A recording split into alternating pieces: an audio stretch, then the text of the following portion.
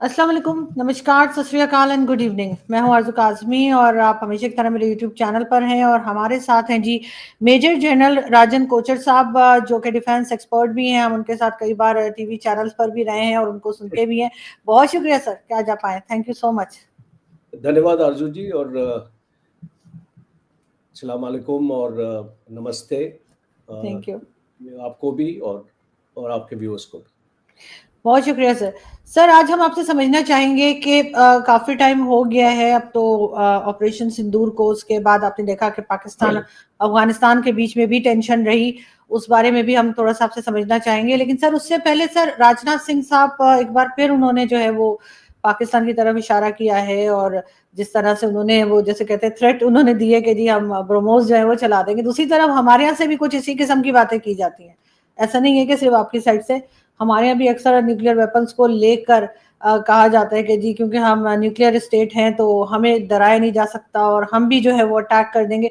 Sir, ये आपको लगता है इस किस्म की स्टेटमेंट्स आनी चाहिए या आपको लगता है कि नहीं, इस किस्म की एक बार फिर दोनों कंट्रीज जो है उनमें अटैक्स फिर शुरू हो सकते हैं और कितने सर ये खतरनाक हो सकते हैं दोनों के लिए? देखिए आरजू जी, मेरा एक फर्म बिलीफ है कि इस प्रकार की स्टेटमेंट्स होनी नहीं चाहिए, क्योंकि क्या होता है कि आपका जो डेटरेंस का दायरा होता है वो एक्चुअली कम होता जाता है। हम्म। अब अगर आप एक न्यूक्लियर की बात करेंगे, अब आप देखते हैं कन्वेंशनली पाकिस्तान आर्मी और इंडियन आर्मी में फ़र्क है, बिकॉज़ एक असिमेट्री है। हमारी फ़ौज बड़ी है आपकी फ़ौज से, और इक्विपमेंट्स भी और जो भी चीज़ें हैं। तो एक कन्वेंशनल वॉर की अगर हम बात करें तो उसमें एक डिस्पैरिटी है, और जो देश कन्वेंशनली अगर उसकी फ़ौज कमज़ोर होती है तो वो न्यूक्लियर थ्रेट जारी करता है। वो क्यों जारी करता है? एक साइकोलॉजिकल है। क्योंकि मैं इसको समझ सकता हूँ। मैंने अपना पीएचडी एक सब्जेक्ट में किया है, इमोशनल इंटेलिजेंस, और मैं हर एक चीज़ को एक बिहेवियरल साइंस की तरीके से एनालाइज भी करता हूँ।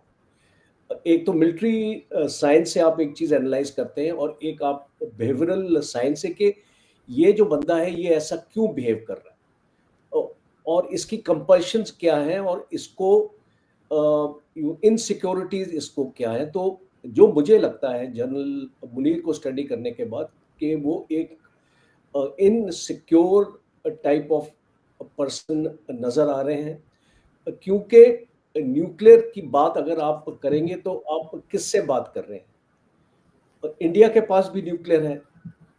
क्या आप अपने देश को भी बर्बाद करना चाहते हैं? क्योंकि अगर आपने भारत के ऊपर न्यूक्लियर स्ट्राइक किया, आपके पास माना जाता है 170 वॉरहेड्स हैं, और जो आपके पास डिलीवरी सिस्टम है, ये अगर हम उसको स्टडी करें तो आपके पास नासिर, अब्दाली, गजनवी, शहीन और गौरी, तो इस टाइप की आपके पास मिसाइल्स हैं, और आप 200 किलोमीटर तक अपना दायरा आप रखते हैं। आपके पास F-16 है, आपके पास JF-17 है, जिससे आप इसको डिलीवर भी कर पाएंगे। बट इससे क्या होगा? क्या भारत के पास डिलीवरी सिस्टम्स नहीं है? क्या भारत के पास वॉरेंट्स नहीं है? तो ये अगर हम इसका एंड रिजल्ट देखें, देखिए आप कोई भी चीज़ स्टार्ट करना चाहते हैं तो आपको बहुत एक क्लैरिटी होनी चाहिए कि इसका एंड रिजल्ट क्या होगा। जब आपने कारगिल किया और आप उधर पहुंचे, तो एक शॉर्ट टर्म ऑब्जेक्टिव की तरह आपने उसको सोचा। आपने इसका एंड रिजल्ट ये अपने माइंड में फैक्टर नहीं किया, और इसीलिए ये माना जाता है कि पाकिस्तान की फौज टैक्टिकली स्ट्रांग है, स्ट्रेटेजिकली वीक है।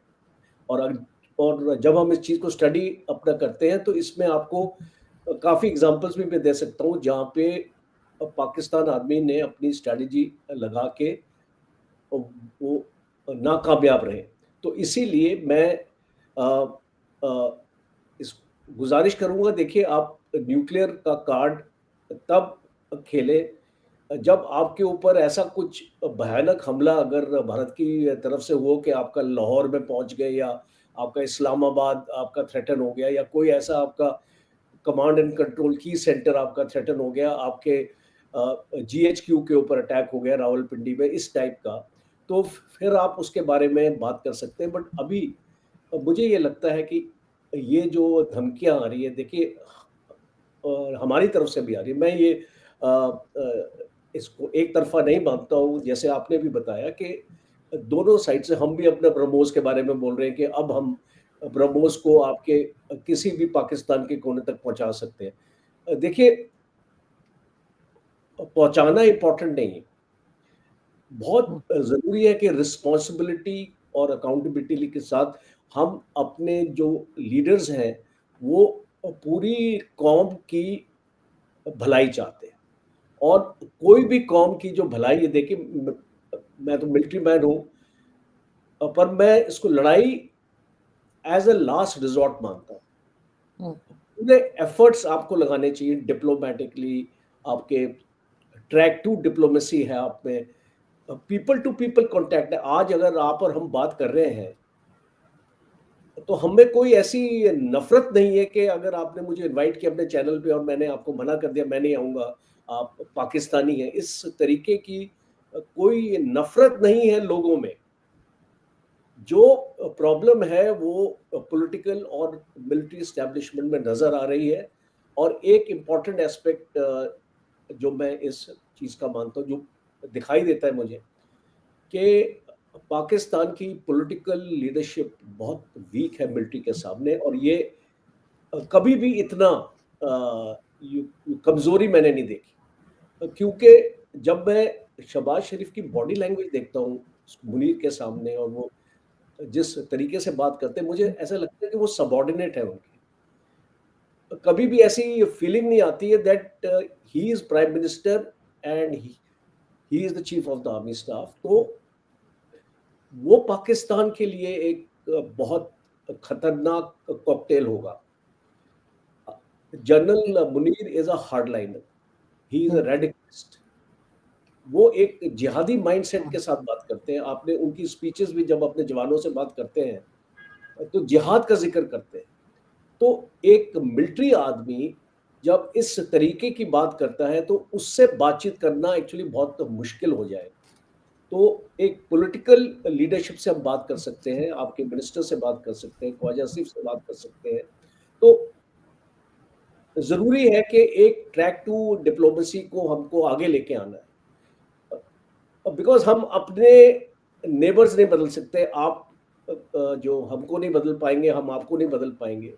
तो बेस्ट तरीका ये है कि एक सिचुएशन क्रिएट की जाए जिसमें आपसी बातचीत हो। जैसे इंडस वाटर ट्रीटी की मैं बात कर रहा हूँ। आज जो भारत ने अनाउंस किया है कि चेनाब के ऊपर डैम बनेगा। तो जब ऐसी चीज़ें होंगी, तो उसमें पाकिस्तान की तरफ से भी इंस्टिगेशन आएगा, क्योंकि मैंने जनरल मुनीर को सुना है बताते हुए कि अगर भारत डैम बनाएगा तो हम उसको उड़ा देंगे। हाँ, बिल्कुल। इस टाइप की जो आपकी इंस्टिगेशंस आएंगी, तो मुझे लगता है, आपको मैं एक छोटा सा एग्जांपल देता हूँ। आपके 2 डैम्स हैं, मंगला और तरबेला डैम। अब ये डैम्स आपके पास जितना पानी आता है, जो आ रहा है अभी आपके पास, वो खाली 10% स्टोर करता है। 90% आपका पानी पाकिस्तान में ज़ाया जा रहा है, वो स्टोर नहीं बिल्कुल। कर पा रहे डैम्स। जी। तो मुझे ये लगता है कि जहाँ पे पाकिस्तान को इन्वेस्ट करना चाहिए, पाकिस्तान को टैंकों और मिसाइल्स में इन्वेस्ट नहीं करना चाहिए, पाकिस्तान को इंफ्रास्ट्रक्चर में इन्वेस्ट करना चाहिए। और पाकिस्तान को अपने पावर सिस्टम्स को बेहतर करना चाहिए, वाटर सप्लाई सिस्टम्स को बेहतर करना चाहिए। और पाकिस्तान का, आप जानते हैं, एग्रीकल्चर एग्रीगेरियन इकोनॉमी है पाकिस्तान की। 24 या 25% आपका जीडीपी आपका एग्रीकल्चर से आता है। तो और आपका सिंध और आपके पंजाब में भी जो आपके डिफरेंसेस हुए हैं पानी की वजह से।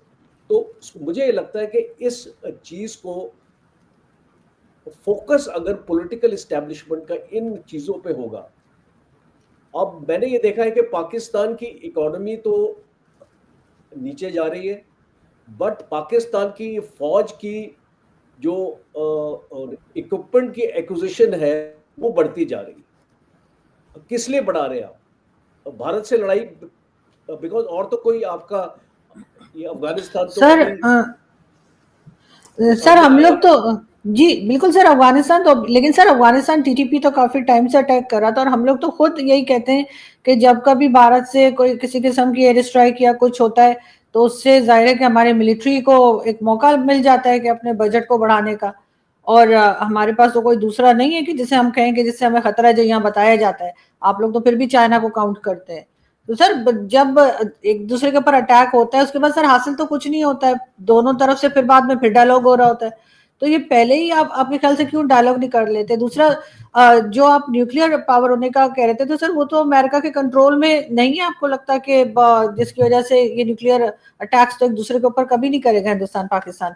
हाँ, वो पॉलिटिशियंस जमानी जमानी लगे होते हैं, तो वो जाहिर वो अपनी बात करते रहते हैं।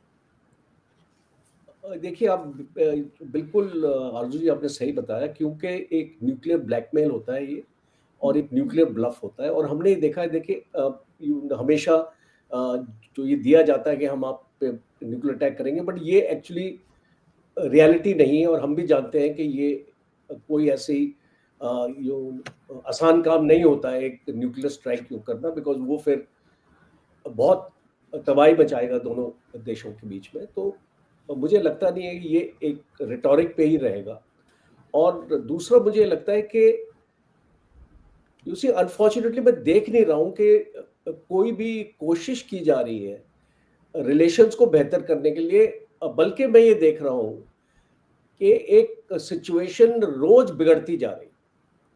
और और ये अफगानिस्तान का मसला भी जो आया, और जो उसके फॉरेन मिनिस्टर मुद्दे की इंडिया आए, तो उसके बाद आई थिंक पाकिस्तान और बौखला गया है, बिकॉज वो चीज़ एक इसको पाकिस्तान एक्चुअली समझता है एनिमीज एनिमीज योर फ्रेंड वाली बात है। तो अभी वो एक सिचुएशन पाकिस्तान को बहुत तरीके से हैंडल करनी पड़ेगी अफगानिस्तान के साथ, क्योंकि आने वाले वक्त में मैं आपको इसलिए बता रहा हूँ क्योंकि जो मुद्दे हैं अफगानिस्तान और पाकिस्तान के बीच में, वो इतने आसान नहीं है सुलझाने। और अगर हम पश्तून्स की बात करें, हम आप जानते हैं कि आपके पास 40 मिलियन पॉपुलेशन है पश्तून्स की, और अफगानिस्तान के पास तकरीबन 18 मिलियन। तो हम एक 58 मिलियन लोगों के बारे में बात कर रहे हैं। और जो अंग्रेज एक लाइन बना गए, डुरैंड लाइन, उस लाइन को हम क्यों एक्सेप्ट कर रहे हैं मुझे समझ नहीं आ रहा है।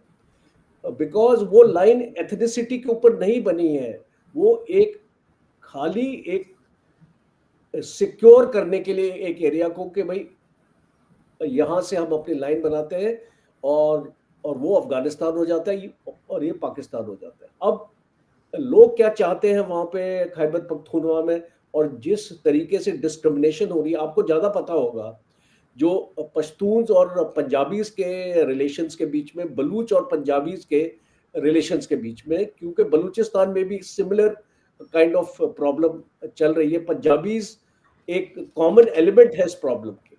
और आप जानते हैं कि पीओके में भी पंजाबी का ही नाम आता है बार बार, कि पंजाबीज उसको डोमिनेट करना चाहते हैं। वहाँ के लोगों की जो रिप्रेजेंटेशन है वो बहुत ही कम है। और पाकिस्तान की फौज को भी अगर आप देख लें, आप उस डेमोग्राफी भी देख लें, तो 80% आप सीनियर ऑफिसर्स में भी देखेंगे वो पंजाबी ही आपको मिलेंगे। तो इस तरीके की जब एक डिस्क्रिमिनेशन आएगी सामने, तो नेचुरल है कि उस एरिया में प्रॉब्लम्स आपकी स्टार्ट हो जाएंगी। और एक चीज और नेचुरल होती है, जब प्रॉब्लम स्टार्ट होती हैं तो बाहर के लोग भी उसका फायदा उठाते हैं। तो ये पाकिस्तान को समझना पड़ेगा, बिकॉज हम भी इस चीज को, ये जो फॉल्ट लाइंस हैं, ये इंडिया में भी है कुछ हद तक। और ये फॉल्ट लाइंस को हम कोशिश कर रहे हैं इसको एड्रेस करने के लिए। हमारे जो नॉर्थ ईस्टर्न रीजन्स में कुछ प्रॉब्लम्स हैं, हम उसको रिजॉल्व करने की कोशिश कर रहे हैं। एक मणिपुर हमारे लिए इशू है, उसको हम रिजॉल्व करने की कोशिश कर रहे हैं।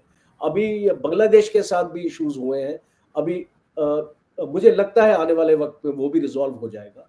तो कोशिश ये है हमारी, और अफगानिस्तान में अगर भारत जा रहा है तो वो पाकिस्तान से एक फ्रंट खोलने के लिए नहीं जा रहा है।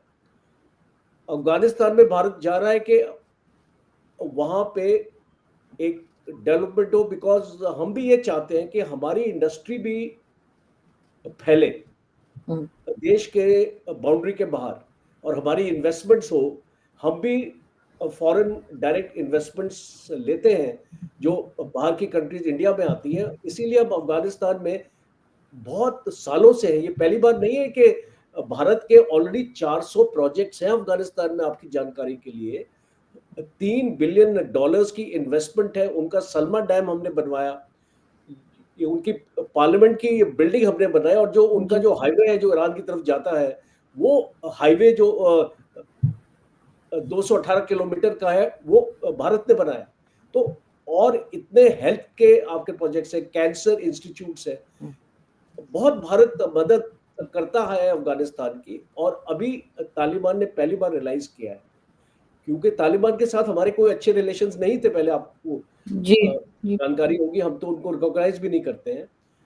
बट अभी अफगानिस्तान ने रियलाइज किया कि अगर वो अपने लोगों की बेहतरी चाहते हैं तो यहाँ पे उनको डेवलपमेंट करनी पड़ेगी, और इसलिए चाइना को भी इनवाइट किया गया। जी सर, चाबार पोर्ट पे तो काम कर रहे हैं आप लोग हाँ, अफगानिस्तान के साथ?